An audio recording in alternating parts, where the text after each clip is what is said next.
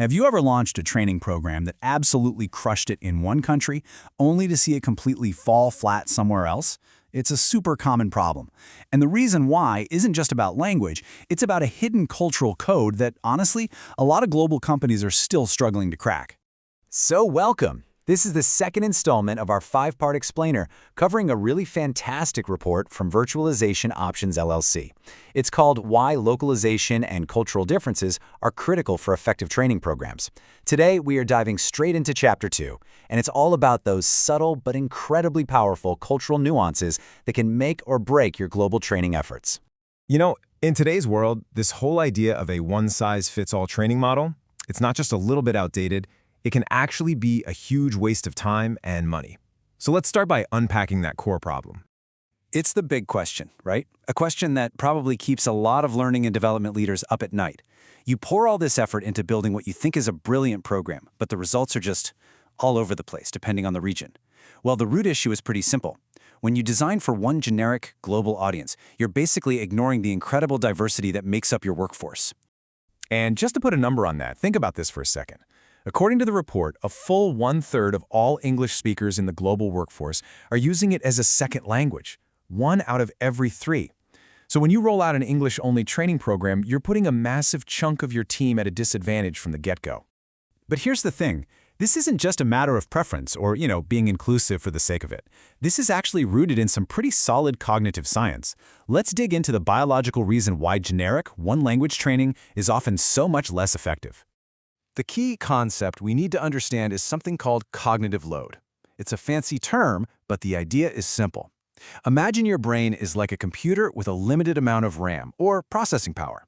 If a learner has to spend half of that power just translating the language in their head, there's way less brain power left over to actually absorb, understand, and most importantly, remember the new concepts you're trying to teach. And you can see the real-world impact of that right here. I mean, this chart says it all. Look at that massive difference in retention. When you deliver training only in English to folks who speak it as a second language, retention just tanks. But when you fully localize it, you're basically freeing up all that mental energy so they can focus on what really matters, learning. So, how big a difference are we talking about?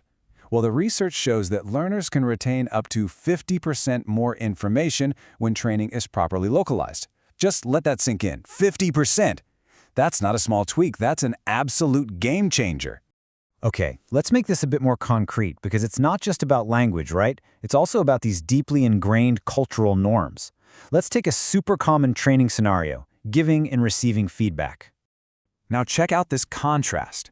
In some cultures, like in Germany or the Netherlands, direct, even blunt feedback is seen as efficient and respectful. You're not wasting their time. But, and this is a huge but, if you take that exact same approach in a more indirect culture, like Japan or Thailand, it can be seen as incredibly rude and offensive. It could cause the learner to completely shut down. Your training has to account for that difference. And all of this leads right to the bottom line. Getting these cultural nuances right isn't just some nice-to-have HR initiative. No way.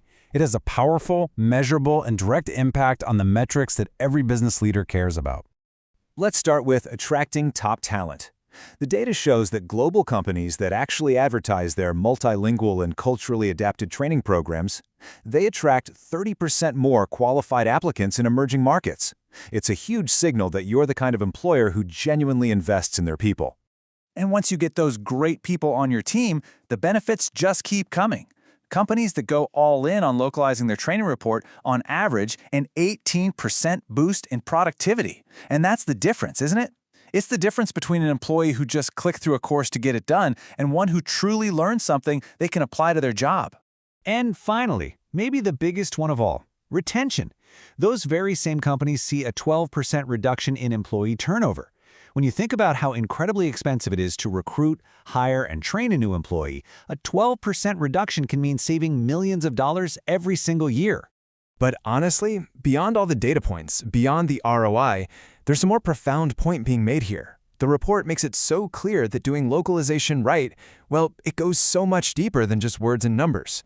This right here is the heart of it all. This is the main takeaway from this chapter. When you take the time and the effort to adapt your training to an employee's language and their culture, you are sending them a powerful, unspoken message. And that message is, We see you, we get you, and we value you. That feeling of being seen and respected is the real foundation of genuine employee engagement. So, this leaves us with a really important question to reflect on. When you look at your own company's global training, is it an act of respect? Is it actively building bridges and fostering understanding? Or is its generic nature creating an unintentional barrier, a kind of resistance to true learning and connection? The answer to that question, well, it could change everything.